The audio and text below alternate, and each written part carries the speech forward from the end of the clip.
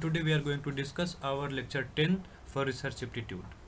इसके पहले के लेक्चर्स में हमने देखे थे रिसर्च एप्टीट्यूड में उस रिसर्च के बेसिक्स, उसकी meaning, objectives of research, stages of research, variables and its types, scales for measurement and sampling method and its types.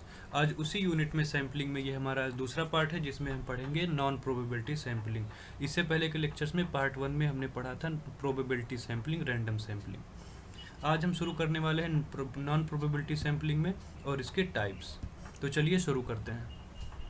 Non probability sampling is defined as a sampling technique in which the researcher selects samples based on the subjective judgment of the researcher rather than random selection. Non probability sampling जैसे नाम से ही एकदम clear है कि ये probability का opposite है. जो चीज़ें प्रोबेबिलिटी सैम्पलिंग में होगी उसके अपोजिट ही ज़्यादातर नॉन प्रोबेबिलिटी सैम्पलिंग में ली जाती है. नॉन प्रोबेबिलिटी सैम्पलिंग वो होता है जिसमें हम पॉपुलेशन से सैंपल निकालते टाइम, उसको डाटा कलेक्ट करते टाइम विदाउट रैंडम सिलेक्शन के एकदम अपने कन्वीनियंस के हिसाब से जैसा हमें आउटकम चाहिए एकदम जजमेंटल होकर हम डाटा कलेक्ट करते हैं, रिसर्चर डाटा कलेक्ट करता है, वो होता है नॉन प्रोबेबिलिटी सैम्पलिंग. जिसमें सभी सैंपल के सेलेक्ट होने के चांसेस इक्वल नहीं होते. उन्हें पहले से फिक्स होता है कि कौन से सैंपल्स हमें लिए जाने हैं रिसर्च में शामिल करने के लिए. Not every member of the population has chance of being included. This type of sample is easier and cheaper to access, but it has a high risk of sampling bias. चूँकि ये पहले से decide होता है कि हमें किस तरीके के डाटा कलेक्ट करने हैं, इसीलिए ये कलेक्ट करने में ईजियर होता है कंपैरिजन देन प्रोबेबिलिटी सैम्पलिंग के. और ये चीपर टू एक्सेस मतलब ये हमें पता होता है हमें ऐसे डाटा कहाँ मिलेंगे, बस हम वहीं फिक्स्ड पर्टिकुलर टाइम और प्लेस पे पहुँच के वो डाटा कलेक्ट कर लेते हैं एक फिक्स्ड टेक्निक को यूज़ करके जो होती है नॉन प्रोबेबिलिटी सैम्पलिंग में. But is a higher risk of sampling bias. But इसमें सैम्पलिंग बायस होने का बहुत ज़्यादा डेंजर होता है क्योंकि आपको पता है कि आपका रिसर्च आपको किस डायरेक्शन में ले जाना है, तो आप उसी से रिलेटेड जो उससे बायस्ड होंगी बस उसी तरीके के डाटा आप कलेक्ट करते हैं. जैसे मान लीजिए आपको रिसर्च दिया गया है कि एक पर्टिकुलर इलेक्शन में आपको वहाँ फील्ड पे जाना है किसी टाइम किसी प्लेस पे और ये देखना है कि किस पार्टी का कौन सा कैंडिडेट इस बार जीतेगा. तो अगर आप पहले से बाइस्ड रहेंगे, किसी पर्टिकुलर पार्टी के आप सपोर्टर हैं, तो आपको ये करना होगा कि उसी कैंडिडेट के सपोर्ट में आप अपना डाटा कलेक्ट करेंगे. तो ऐसा आप करने के लिए बस उसके रैली में जाएंगे और वहाँ 10-15 लोगों को पकड़ेंगे और जो वहाँ उस रैली में उसके सपोर्टर्स हैं वो तो उसी कैंडिडेट को जिताने की बात करेंगे. तो आप वहीं से डाटा कलेक्ट करके आप बता देंगे कि फलाना यही पार्टी ही यही कैंडिडेट इस बार जीतने वाला है जो आपका सपोर्टर है जिसके पक्ष में आप बाइस्ड हैं. तो ये होता है नॉन प्रोबेबिलिटी सैम्पलिंग. क्योंकि आप इसमें पहले से ही बायस्ड हैं इसीलिए आपका जो एक्यूरेट डाटा है वो आपके रिसर्च को प्रूव कर देगा जैसा रिसर्चर चाह रहा है, ना कि वो अनबायस्ड होके अपना एकदम क्लियर रिप्रेजेंट करेगा उस पॉपुलेशन को जिसे आप स्टडी कर रहे हैं. Non probability sampling techniques are often used in exploratory and qualitative research. ये जो क्वालिटेटिव रिसर्च में non probability sampling qualitative research में यूज होता है और ठीक इसके अपोजिट में क्वांटिटेटिव रिसर्च यूज होता था प्रोबेबिलिटी सैम्पलिंग में. यूज्ड इन एक्सप्लोरेटरी और ये एक्सप्लोरेटरी रिसर्च में भी शामिल किया जाता है non probability sampling.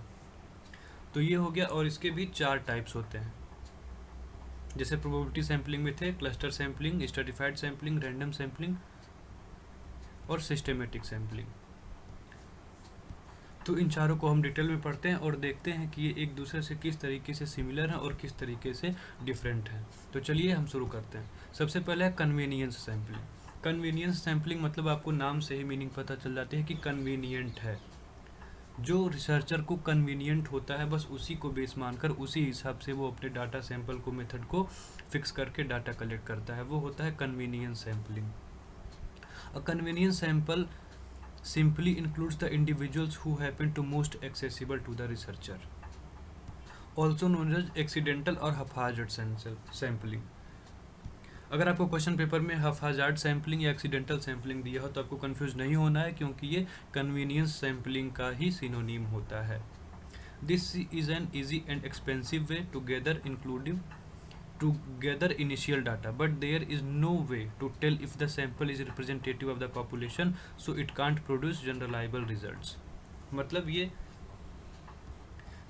Data collect करने में तो इजी और इनएक्सपेंसिव होता है, बट इसके साथ इसका ये नेगेटिव पॉइंट होता है कि ये आपके जो आपका रिजल्ट है वो एक्यूरेट देगा या नहीं, इसकी गारंटी बिल्कुल भी नहीं होती, क्योंकि जो पॉपुलेशन है उसमें से जो सैंपल हम कलेक्ट करते हैं वो उसको एग्जैक्टली रिप्रेजेंट कर रहा है कि नहीं, इसकी गारंटी नहीं होती, और जो सीधा इफेक्ट करती है हमारे रिसर्च के आउटकम को। तो कन्वीनियंस सैम्पलिंग को एक बार हम ओवरव्यू में देख लेते हैं कि इसका जनरल मीनिंग क्या होता है। कन्वीनियंस सैम्पलिंग वो होता है जिसको करने के लिए रिसर्चर सबसे पहले तो एकदम कन्वीनियंट डाटा कलेक्ट करता है, और जो उसको सबसे आसानी से एक्सेसिबल होता है, और उसी डाटा को वो सैंपल मानकर पूरे रिसर्च के लिए कंक्लूजन दे देता है। जैसे मान लीजिए कोई नई मूवी रिलीज़ हुई है, अब आपको रिसर्च दिया गया है कि जाके पता करिए उस मूवी का रिव्यू पब्लिक आम लेमैन में किस तरीके की, उसे कैसा रिव्यू मिल रहा है, अच्छी है वो फिल्म या बुरी फिल्म है।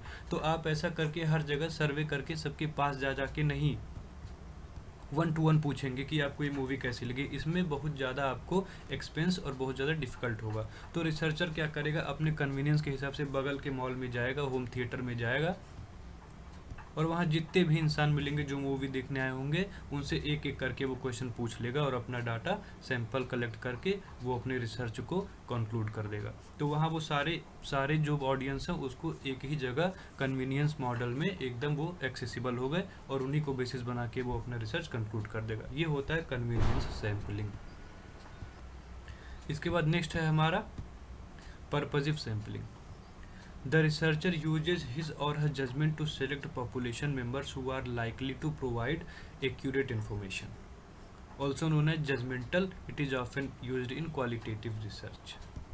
Purposive sample को हम एकदम सिंपल वे में समझते हैं। जैसे मान लीजिए कोई नई पॉलिसी आई है जो गवर्नमेंट ने लाया है, उस पर आपको ये देखना है कि इसका पब्लिक में लेमैन में क्या इफेक्ट पड़ रहा है, मतलब उसको एक आम आदमी किस तरीके से देखता है कि उसके लाइफ में वो नेगेटिव इम्पैक्ट लाएगा सोसाइटी पे या पॉजिटिव इम्पैक्ट लाएगा। आपको ये रिसर्च करनी है, इससे रिलेटेड आपको स्टडी करनी है, इन्वेस्टिगेशन करना है। तो आपका जो पर्पस होगा, जैसे आपको नेगेटिव रिप्रेजेंट करना होगा या पॉजिटिव रिप्रेजेंट करना होगा, जैसा आप जजमेंट पहले कर चुके हैं उससे संबंधित, उससे रिलेटेड ही आपको डाटा कलेक्ट करके अपना आप रिसर्च कंक्लूड करेंगे। वो होता है पर्पजिव सैम्पलिंग। जो स्कीम आई, आप उसको कॉमन पब्लिक में जा करके सबसे एक फेस टू फेस नहीं पूछेंगे, बल्कि आप ऐसा करेंगे कि जितने भी अपोजिशन पार्टी के लीडर्स हैं, अपोजिशन पार्टी के मेंबर्स हैं, आप उनके पास चले जाएंगे और पूछेंगे कि इस पॉलिसी का लेमैन पर क्या फ़र्क पड़ा है। तो आप तो पहले से मान चुके हैं कि आपको नेगेटिव ही देना है, तो वो सारे अपोजिशन लीडर्स, अपोजिशन मेंबर्स उस पॉलिसी का नेगेटिव इम्पैक्ट ही बताएंगे, जिसे कलेक्ट करके आप अपना कंक्लूजन रिप्रेजेंट कर देंगे। ये होता है पर्पजिव सैम्पलिंग। मतलब पहले से आपको पूरा पर्पस लेके बैठे हैं आप कि आपको क्या करना है, और उसी हिसाब से अपने ऑडियंस को फिक्स करते हैं, और इस पर्पजिव सैम्पलिंग के थ्रू आप डाटा कलेक्ट करके अपने रिसर्च को कंक्लूड कर देते हैं। नेक्स्ट है हमारा quota sampling. Quota sampling is defined as a non-probability sampling method in which researcher create a sample involving individuals that represent a population. Researchers choose these individuals according to the specific traits और qualities. मतलब जिसमें researcher होता है वो अपनी population से sample निकालते time उनको स्पेसिफिक क्वालिटी वो पहले से फिक्स कर लेता है कि आप उसको किस तरीके की किन बेसिस को मानकर उसे अपना सैंपल बनाना है। जैसे मान लीजिए कोई रिसर्चर है, उसे किसी यूनिवर्सिटी या स्कूल है, उसके स्टूडेंट्स के लिए करियर अपॉर्चुनिटीज़ को देखना है कि वो क्या बनना चाहते हैं, उनका एस्पिरेशंस क्या है स्टूडेंट्स में। तो ऐसे रैंडम सेलेक्ट नहीं करेगा, वो सारे मान लीजिए 1000 अगर पॉपुलेशन है पूरे स्कूल की या किसी कॉलेज की, तो उन थाउजेंड्स को पहले वो कई सारे क्लस्टर्स में बांट देगा, कई सारे ग्रुप में डिवाइड कर देगा, जैसे फ्रेशर्स, सीनियर्स, जूनियर्स। उन सब के अलग अलग इंस्पिरेशंस, अलग अलग गोल्स होंगे। तो उस हिसाब से जैसा रिसर्चर को जैसा गोल चाहिए होगा स्टूडेंट का, उसी को बेसिस मानकर उस ग्रुप से वो डाटा लेके फिर अपने रिसर्च को कंक्लूड कर देगा। ये होता है कोटा सैम्पलिंग। ये नॉन प्रोबेबिलिटी का सैम्पलिंग नंबर 3 होता है। लास्ट है स्नोबॉल सैम्पलिंग। ये हमारा नॉन प्रोबेबिलिटी सैम्पलिंग में से ये चौथे नंबर का और लास्ट है snowball sampling, also known as a chain referral sampling. ये चेन रेफरल सैम्पलिंग इसका सिनोनिम होता है। Snowball sampling is where research participants recruit other participants for a test or study. मतलब इसका समझ लीजिए एक चेन मॉडल, जैसे मार्केटिंग सेक्टर काम करता है कि आप एक इंसान है, आप दूसरे को जोड़िए, दूसरा तीसरे को जोड़ेगा, तीसरा फिर चौथे को जोड़ेगा, मतलब एक इंसान अपने नेक्स्ट इंसान को जोड़ता जाता है, वही होता है स्नोबॉल सैम्पलिंग। यहाँ जैसे दिखाया गया है, हम देख सकते हैं एक आदमी है, ये फिर एक दूसरे इंसान को जोड़ रहा है, फिर ये दूसरे इंसान को, इसने और बाकी लोग को जोड़ा, इसने बाकी और लोग को जोड़ा, इसने फिर इसने को, मतलब एक के बाद एक ये एक दूसरे से जुड़ते कनेक्ट होते चले जाते हैं, इसीलिए इसे चेन रेफरल मॉडल भी कहा जाता है। This sampling technique can go and go on, just like a snowball increasing in size till the time the researcher has enough data to analyze to draw conclusive results. मतलब researcher को जब तक accurate data, enough data नहीं मिल जाता कि उसका research अब conclude किया जा सकता है, उस डाटा को सैंपल मान के जो पॉपुलेशन को पूरी अच्छी तरीके से रिप्रेजेंट करे, तब तक रिसर्चर इंसान से एक इंसान को चेन में जोड़ते हुए चला जाता है। ये होता है स्नोबॉल सैम्पलिंग। ये भी पहले से प्री प्लान सब कुछ फिक्स होता है, जैसा कि रिसर्चर को अपना कंक्लूजन देना होता है, जैसा उसको आउटकम चाहिए होता है, वो उसी हिसाब से डाटा को अपने हिसाब से कलेक्ट करके उसे रिप्रेजेंट करता है। ये था हमारा स्नोबॉल सैम्पलिंग। तो आई होप सैंपल के मीनिंग और उसके पूरे टाइप्स के बारे में आपको क्लियर कट मालूम हो गया होगा कि नॉन प्रोबेबिलिटी सैंपलिंग क्या होती है, प्रोबेबिलिटी सैंपलिंग क्या होती है और ये कितने तरीके की होती है। तो एक बार दोनों पार्ट्स को देखने के बाद हम उसको एक बार समराइज कर लेते हैं। सैंपलिंग दो तरीके की होती है, probability sampling, non probability sampling. Probability sampling होती है जिसमें सारे सैंपल में शामिल इंडिविजुअल्स के सेलेक्ट होने की चांसेस इक्वल रहते हैं, 100% होते हैं, मतलब कोई भी सेलेक्ट हो सकता है, वो होता है probability sampling. Non probability sampling होता है जिसमें सभी सैंपल्स में से इंडिविजुअल के शामिल होने के चांसेस इक्वल नहीं होते, पहले से प्री डिटरमाइंड प्री प्लानिंग होते हैं। फिर प्रोबेबिलिटी सैंपलिंग में 4 तरीके की टेक्निक्स हो जाती हैं, simple random sampling, stratified sampling, cluster sampling और सिस्टेमेटिक सैंपलिंग। इसके बारे में हम डिटेल में पढ़ ही चुके हैं, अगर आपको इस टाइम नहीं याद है, आपको कन्फ्यूजन है, तो आप जाके वो पिछले लेक्चर्स में आप देख सकते हैं। फिर नॉन प्रोबेबिलिटी सैंपलिंग में भी हमारे 4 टेक्निक्स होते हैं, convenience sampling, purposive sampling, quota sampling and snowball sampling. इसके बारे में भी हमने डिटेल में देख लिया है, अगर आपको कोई भी कन्फ्यूजन है तो आप एक बार फिर से इस वीडियो को, इस लेक्चर को फिर से आप देख सकते हैं और अपने कन्फ्यूजन को क्लियर कर सकते हैं। आई होप आपको ये क्लियर एकदम समझ में आ गया होगा। इन सारे टेक्निक्स का, सारे मेथड का यूज रिसर्चर रिसर्च करने के प्रोसेस में जैसा उसको सिचुएशन टू सिचुएशन वेरी करता है, जैसा उसका रिसर्च आउटकम लाना होगा वो उसी तरीके से इन मेथड्स का यूज करता है। तो आज हमारे इस लेक्चर तक सैम्पलिंग, सैंपल्स के मीनिंग और उसके टाइप्स पूरे कंप्लीट हो गए हैं। तो आई होप आपको ये पूरा क्लियर समझ में आया होगा। हम फिर मिलते हैं अपने नेक्स्ट लेक्चर में, और उन सारे लेक्चर्स में हम जो भी बचे टॉपिक हैं रिसर्च एप्टीट्यूड के उनको देखेंगे,